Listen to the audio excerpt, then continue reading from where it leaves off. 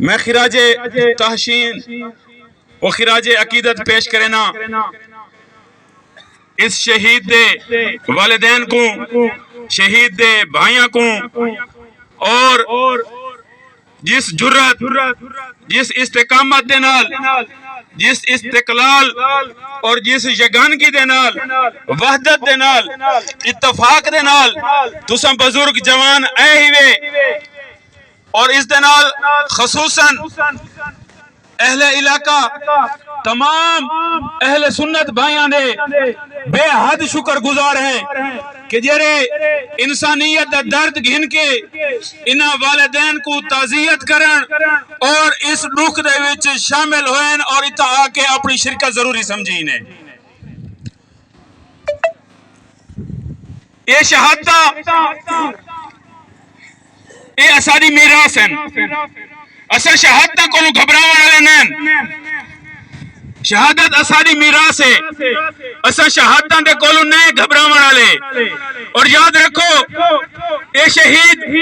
عامر عباس یہ کوئی آج دی شہادت نہیں ہے، 4 دن پہلے بھی تسا نے اسا نے مل کے ایک شہید کو دفنایا ہے، صرف او شہید نہیں ہے، یہ پیچھو تے لگے ونو 1400 سال دے کولو ایک بربریت دا نشانہ، حکومتہ دا نشانہ، ریاستہ دا نشانہ، جائیداد جے گئی جاگیردارہ دا نشانہ۔ کون ہیں؟ او لوگ ہیں جڑے حق دی خاطر مظلوم دی حمایت دے واسطے سیسا پلائی دیوار بن کے کھڑے رہے ہیں۔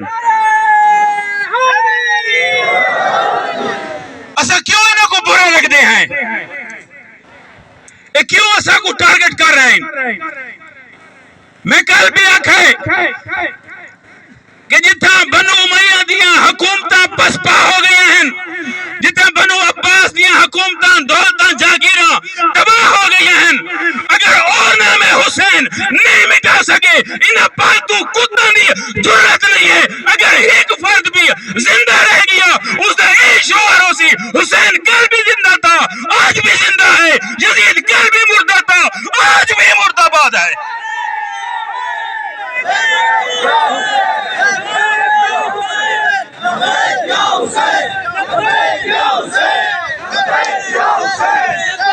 یہ ہماری کمزوری نہیں ہے، واللہ بخدا